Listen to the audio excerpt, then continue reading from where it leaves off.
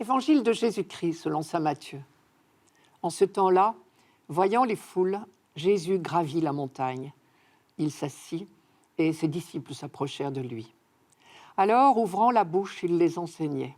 Il disait « Heureux les pauvres de cœur, car le royaume des cieux est à eux. Heureux ceux qui pleurent, car ils seront consolés. Heureux les doux, car ils recevront la terre en héritage. Heureux ceux qui ont faim et soif de la justice, car ils seront rassasiés. Heureux les miséricordieux, car ils obtiendront miséricorde. Heureux les cœurs purs, car ils verront Dieu. Heureux les artisans de paix, car ils seront appelés fils de Dieu. Heureux ceux qui sont persécutés pour la justice, car le royaume des cieux est à eux. Heureux êtes-vous si l'on vous insulte, si l'on vous persécute, et si l'on dit faussement toutes sortes de mal contre vous à cause de moi.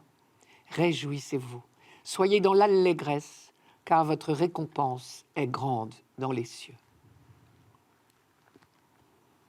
Je commence par la phrase qui nous paraît la plus difficile. Heureux ceux qui pleurent. Souvenons-nous premièrement que Jésus a passé une grande partie de son temps à consoler, guérir, encourager les hommes et les femmes qu'il rencontrait.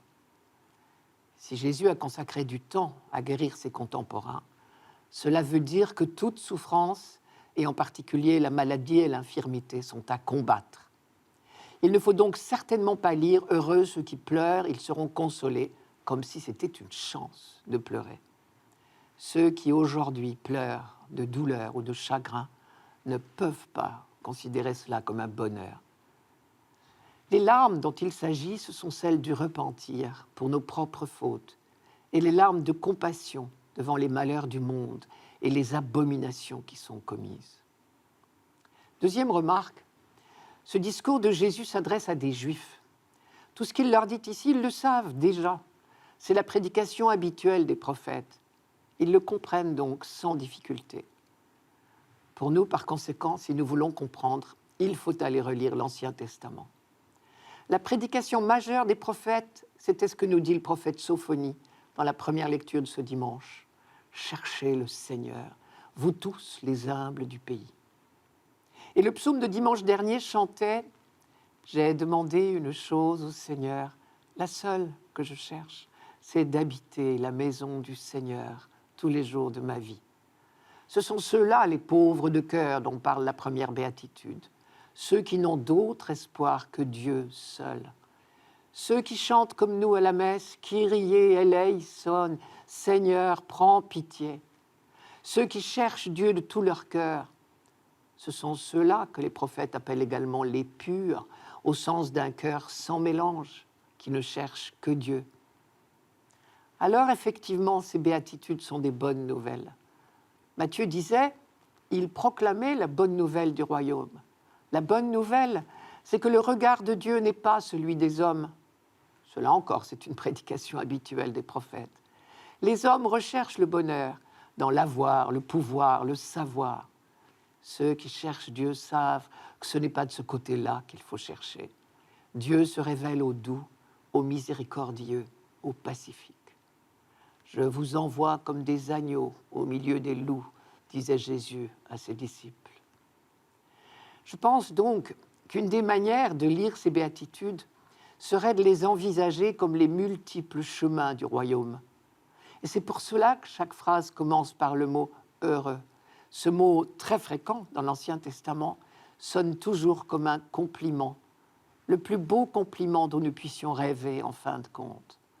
André Chouraki le traduisait « en marche ». Sous-entendu, tu es bien parti. Le royaume peut s'approcher de toi. On retrouve ici le thème des deux voies, si familier à l'Ancien Testament.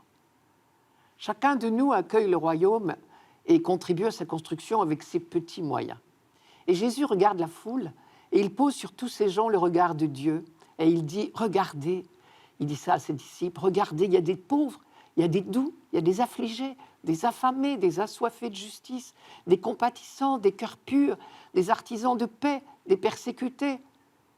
Toutes situations qui ne correspondent guère à l'idée que le monde se fait du bonheur. Mais ceux qui les vivent, dit Jésus, sont les mieux placés pour accueillir et construire le royaume. L'horizon de l'existence humaine, c'est la venue du royaume de Dieu. Tous nos chemins d'humilité y mènent. Et de cette manière, Jésus nous apprend à poser sur les autres et sur nous-mêmes un autre regard. Il nous fait regarder toutes choses avec les yeux de Dieu lui-même. Et il nous apprend à nous émerveiller. Il nous dit la présence du royaume, là où nous ne l'attendions pas. La pauvreté du cœur, la douceur, les larmes, la faim et la soif de justice, la persécution. Cette découverte humainement si paradoxale doit nous conduire à une immense action de grâce. Notre faiblesse même devient la matière première du règne de Dieu. C'est cela l'imitation de Jésus-Christ. Il est le pauvre par excellence, le doux et humble de cœur.